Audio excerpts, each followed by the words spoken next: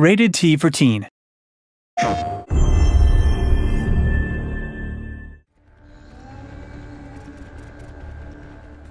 Returnal is a third-person roguelike sci-fi shooter for the PlayStation 5. The game runs on Unreal Engine, but uses a lot of custom tech, like level generation, global illumination, and a GPU particle system that were all developed here at Housemarque. In this video, we'll have a closer look at our programmable particle system and how we used it to create some of the key VFX features for Returnal. This includes things such as some of the vegetation, character effects, like tentacles,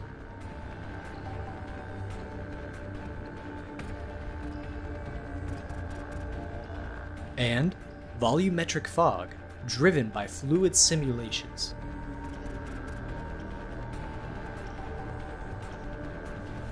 Let's start off with character effects and tentacles in particular.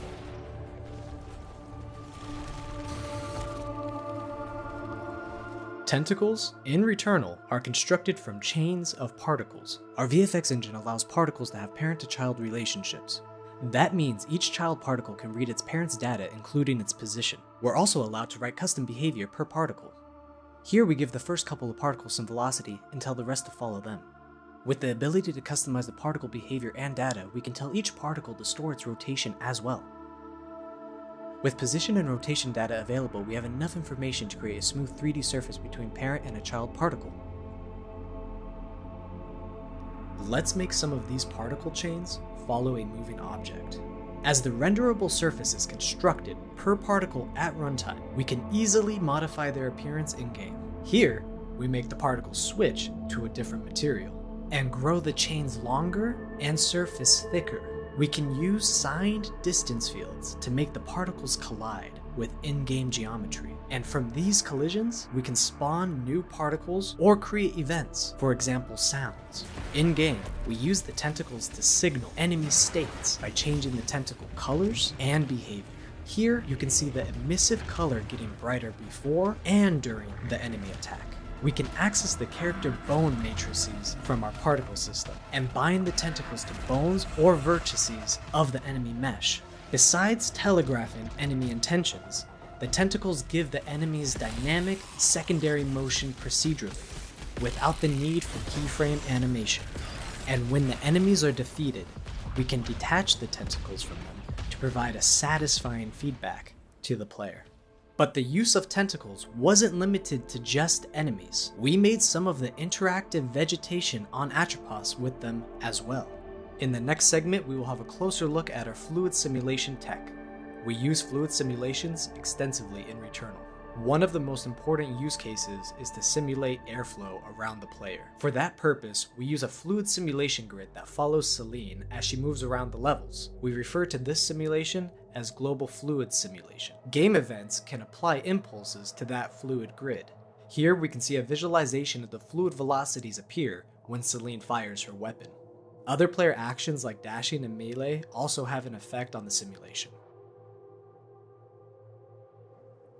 Every visual effects system in the game can sample the global fluid simulation. Here we can see the vegetation reacting to bullets fired by Celine. We can also do similar things with almost any actor in the game. Here we can see the enemy bullets affecting the fluid simulation.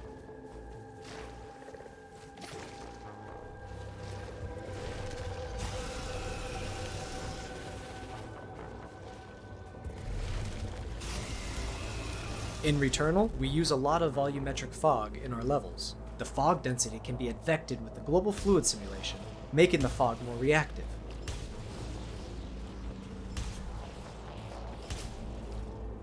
Similarly, we can use the fluid velocities to advect regular particles like the Xeno Archive holograms. And tentacles.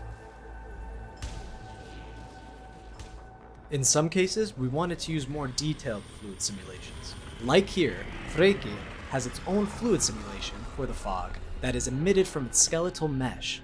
Also, there's a separate simulation for the fog on the ground, as we wanted to have some extra detail there as well. To emit fog from a skeletal mesh, we made a custom component that converts the mesh into voxels.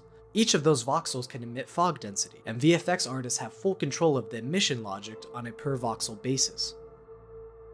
To make the fog look more interesting, we can ramp up the density amount and add turbulence into the simulation. Volumetric fog isn't the only way to visualize the density field though. We can do isosurface extraction from the simulation data and give the effect a more solid appearance. This technique was used to bring some of the alien technology and cosmic horror elements on Atropos to life. In the last segment of this presentation, we're going to have a look at how we did some lightweight destruction visuals with our particle system. We do prefacturing of the destructible assets in Houdini. Before the asset is fractured, we do a pass where we separate the interior of the object from its surface. Here, the object on the left is the source mesh, the object in the middle is the fractured interior, and the object on the right is the fractured exterior. We export both the interior on exterior meshes from Houdini to Unreal Engine, using a custom format that allows us to retain information such as bounds and pivots. To keep things lightweight, we don't do RBD at all. Instead, everything is done via particle simulation. By using particle simulation only, we can keep the performance costs low enough to afford 1,000 pieces per destructible object and several destructibles on screen simultaneously.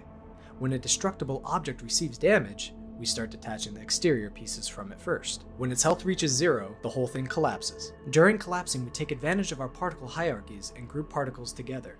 This allows us to move groups of particles together and make them appear as if they were a single bigger piece. When the particle group collides with SDFs, we can detach child particles from it. Naturally, these objects can be destroyed by enemies as well.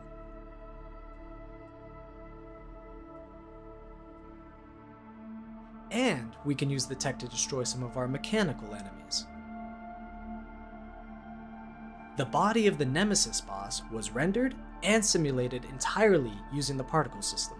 Per particle control of the pieces allowed us to animate them based on where the player bullets hit. We also used a sparse fluid simulation and voxelizer for the Nemesis's head as well.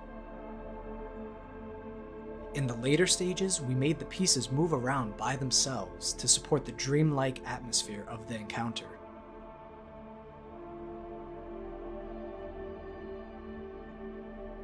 That concludes our visual effects breakdown of Returnal. We hope you enjoyed it, and thank you for watching.